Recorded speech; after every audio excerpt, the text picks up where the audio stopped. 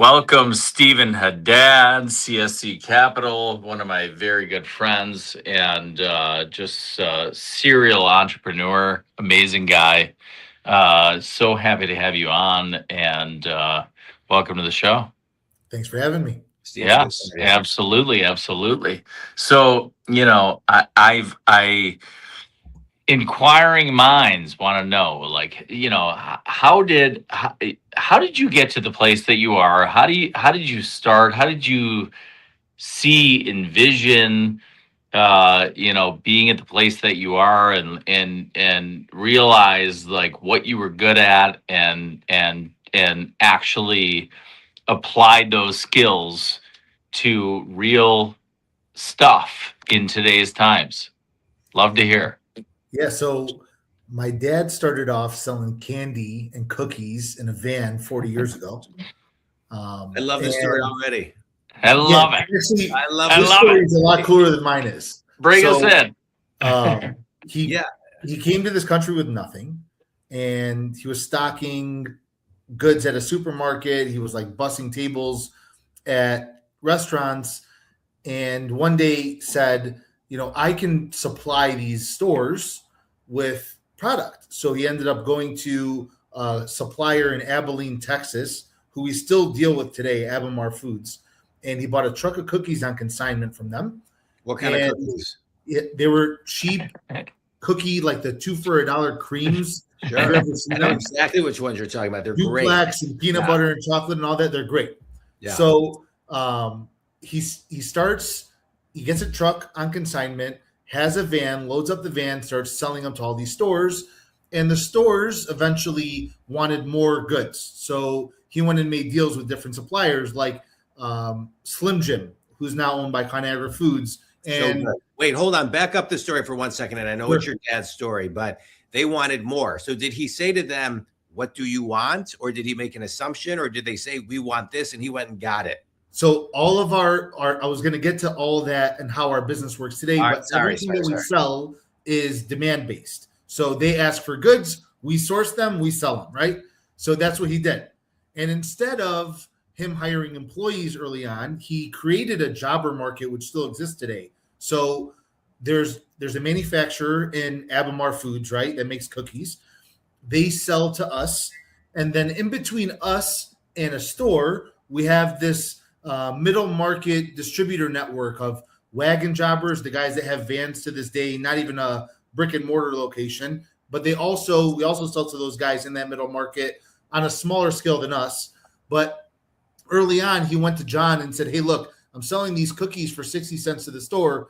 I'll sell them to you for 50, sell them for 60. And he did the same thing with Jeff, and he did the same thing with Joe and Tim, and on and on. Right. And all those guys created their own wholesales, John's wholesale, Joe's wholesale, Jeff's wholesale, and they became jobbers within this network. So he created this layer in the supply chain. So over the years, he expanded, got into a building, hired employees. I started off with him early on, like 7 years old. Whenever I didn't have school, summer vacations, that's where I spent my time, because my mom couldn't handle me. I was a terrible kid. And, so truly, like, but you're 7 years old learning business. You're basically getting business master's PhD from your dad, who's hustling. You know what? I'm not a regretful person, but I wish that when I was 13, I met your dad and took a little bit of my bar mitzvah money and built one of those with him. So you're gonna laugh. You're gonna laugh because at 7, I was stocking, I was mopping floors. I learned how to drive a high-low on my 8th birthday. And so when kids were doing different things, and I was growing up in the business, and it's really the only thing I know.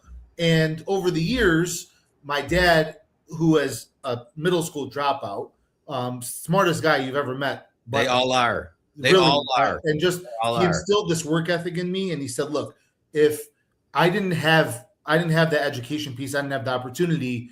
And when I was young, like 13, 14, I started going to trade shows with him, and we would sit at these tables with executives of these Fortune 500 companies, and they were all lawyers. So they were all attorneys / CEO, right?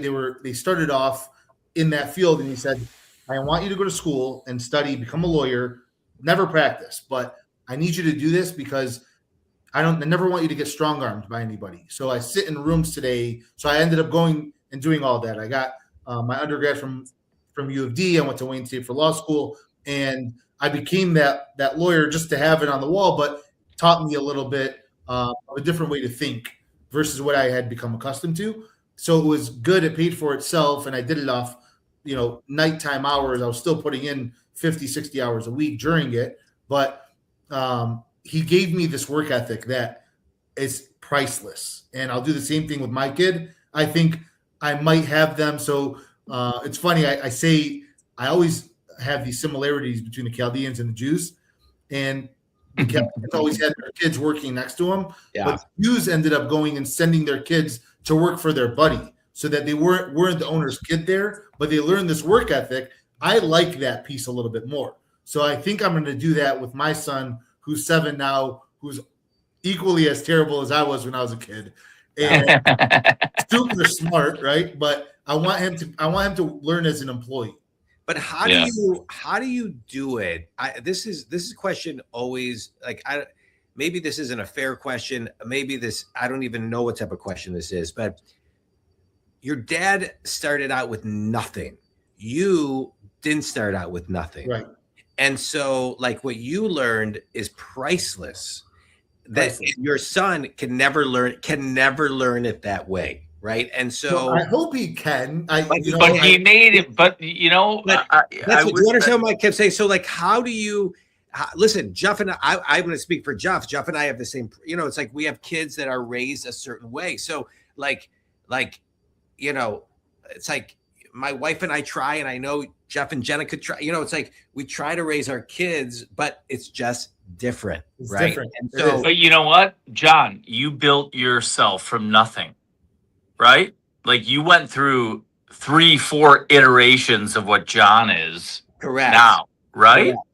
Correct. I built myself from nothing that I didn't know. I didn't know what was going to go on or what was going to happen. But I just want to have a lot of things about my dad, but he instilled a work ethic in me.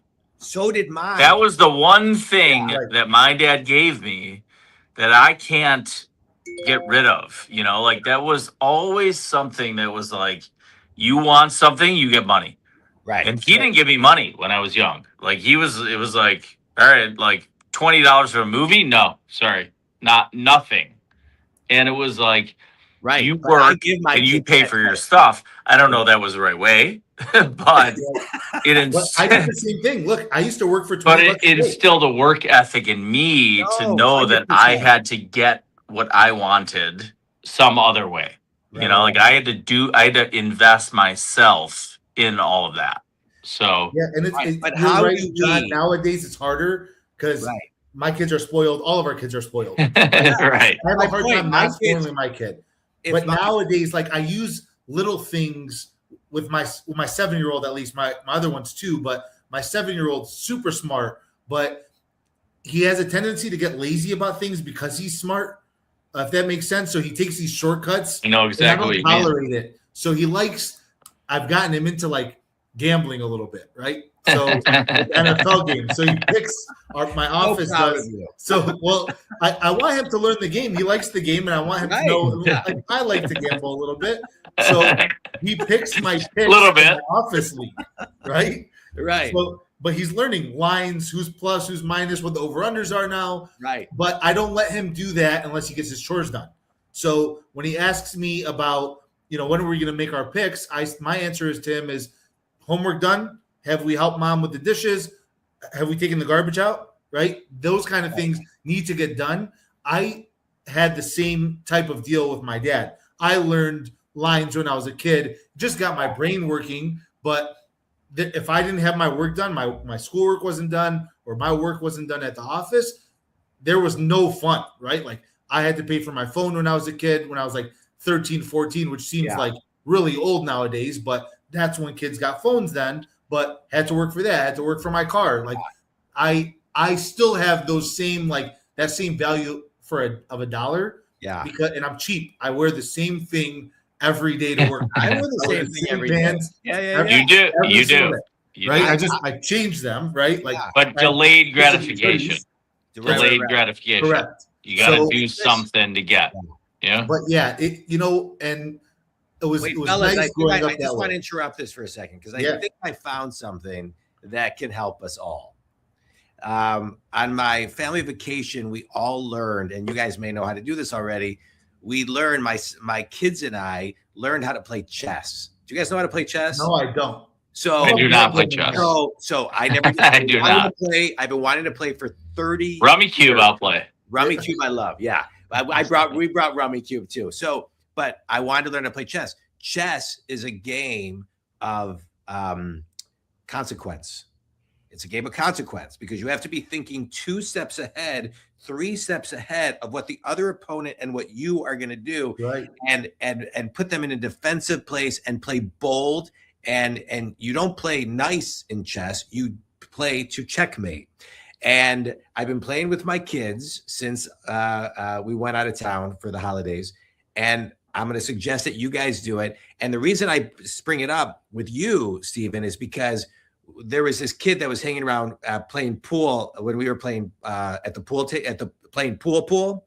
And he was 7 years old. And his dad told me that he was a really bright kid, that he started playing chess at 5 and how much it has helped him with like him playing soccer. Analytical thinking. So that's my New Year's resolution. You know what? I haven't stuck one down yet, but that's it. You know what? And if you want to learn, I've always wanted to learn. And I got a chess tutor. I had somebody come to my house yesterday and work with me and my daughter for an hour. I'm obsessed with chess.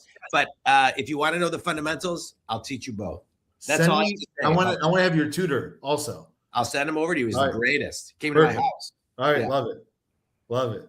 I have 2, and now I have 3.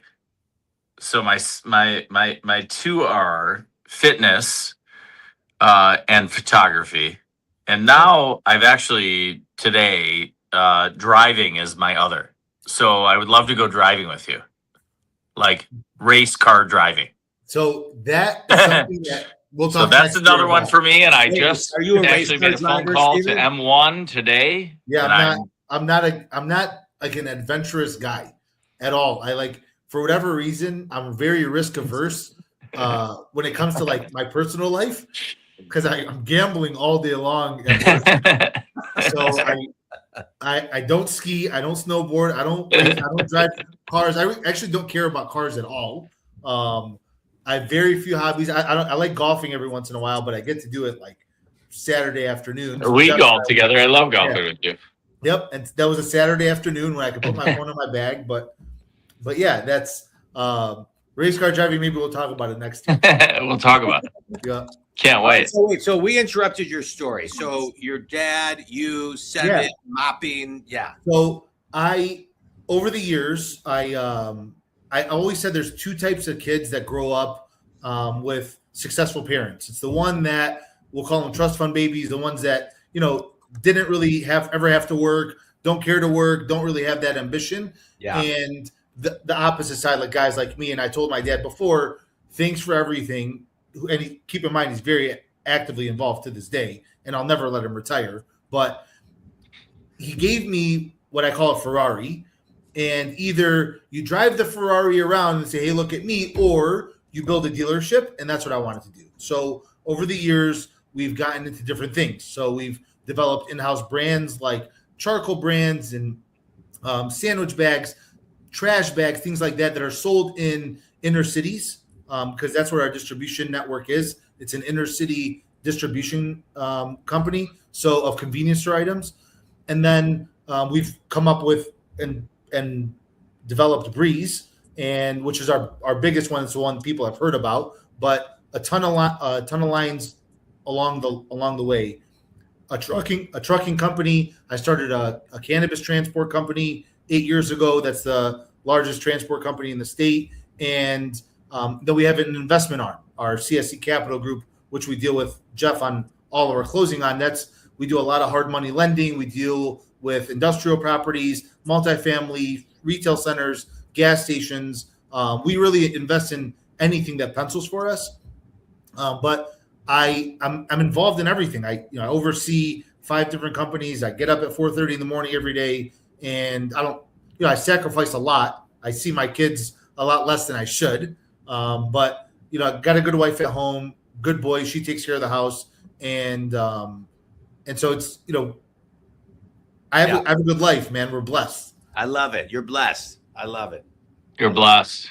You are. You're blessed. Really. It's amazing, like we get to wake up and do things like this. Right. Every day. Really fun. Makes me so happy to be, have you on this call and, be able to, give some insight into different alternative ways of like entering the business world. It doesn't happen the same way for everyone, right? So I think it's amazing. And you got what you got, right? But you also did something with it, right? Like there's something that is different than it was, there's a vision that was there, right? With your dad and, all that stuff. But, you took it somewhere else. And I think it's amazing. It's awesome. It's really, I love really it. cool. I love it, man. I'm proud of you. So I have a question. An amazing thing to see for me. So I didn't have a choice. Keep that in mind. Well, I had a drill sergeant for a day. You want to know what? But if you didn't have a choice, right? You made the choice that was the right thing to do with it and took it somewhere else. Correct. And have elevated the brand. So. Well, I would it's easy for me to say I would disagree with that, but I think we all have a choice, right? You made a choice, and it sounds like you're really happy about it. You might not have had one. That's for my dad one time. You'll see. That's for another series when we bring a psychiatrist into the fold, right? So you can unpack that. I love that. I want to be part of that one. I LSATs and failed most of every class I took in college. But let's talk about in our last 3 minutes together, right? The decision of what to do next, right? I want you to give a 1-minute masterclass on this, right? So you start here, you keep on building, this company, whatever pencils out, what to do next. I think one of the hardest thing for people is to make a decision, making a decision on what to do next. And so how did you decide whether it be art of your gut or science of just the numbers on what to do next with each evolution of your business? So 1 minute. Brief. I have a hard time working on the businesses that I run versus because I'm always working in them, but I make decisions based on what due diligence comes in and how I feel about it. And not only how I feel about the project, but how I feel about the person and the people, right? I've been burned a few times, and over those times, I've gotten a lot better each time on vetting the people that are going to be running things. My goal for the future is to be able to take a step back every once in a while. I have a hard time letting go of things. I'm constantly connected. I can't take a day off right now. It's been years. I want to be able to one day take 1 day and just leave my phone at home. Right. That's the goal. That's the vision. But that's still years away. Work in progress. Right. Work in progress. All right, Jeff, you want to kick us off? There's this new thing we can do. Listen, like the heartbeat. That was an applause you heard earlier. I saw the applause. I heard that. You like that? I was applauding you, right? So let's do a 30-second speed round. What would you tell your younger self as to like what to focus on? So I'm really good at keeping focus and I stay organized.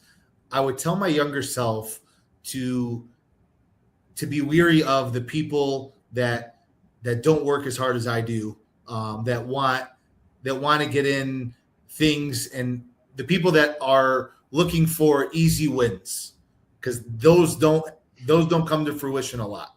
That's the one thing I think I would tell my younger self is everything takes time. And the few deals that I've been burned on were the ones that came to me and said, hey, we can bring you this 50% return. And it sounded great in theory, and maybe it would have been had the people been right, but they are always looking for the next great thing instead of people that want to build. And one saying that I always fall back on: everyone sees the tree when it's built, but they never paid attention to how it came from the roots and grew and developed the branches and the leaves to become this beautiful tree. Everybody wants the tree. So, I've helped build and grow trees. There's not many things that you're buying and planting this beautiful tree that work. Yeah, it's great. Amazing. Yeah. Last question. You have 10 seconds to answer this. We started with your dad. We're going to end with your dad. One piece of advice that your dad gave you that just stuck. You're not smarter than anybody, but you can outwork everybody. Amen to your dad. What's your dad's name? Sam. Sam. Thank you, Sam. Steven. He's a smart guy. He's a smart guy. Those are great words of wisdom. Steven, I appreciate you. I appreciate your dad. I appreciate your hustle, the grind, the energy, everything you shared with today. Appreciate it. You can't learn this stuff in school, and your dad. He says he went to Harvard 3 times. Yeah, I was gonna say something similar to that. He did, and I'm thankful for it. And thanks for taking time to be on the show, Jeff. I'll let you appreciate it. Thanks for having me. Yeah. So, my wife's grandfather has a saying that I feel like is very apt to leave us with, and says, if you're making money, the telephone poles look like palm trees. Yeah. So we'll leave it at that. Thank you so much for being on, man. I love you. Thanks so much. You're the best. Nice meeting you, John. Yeah, man. Thanks. Take care. Yeah.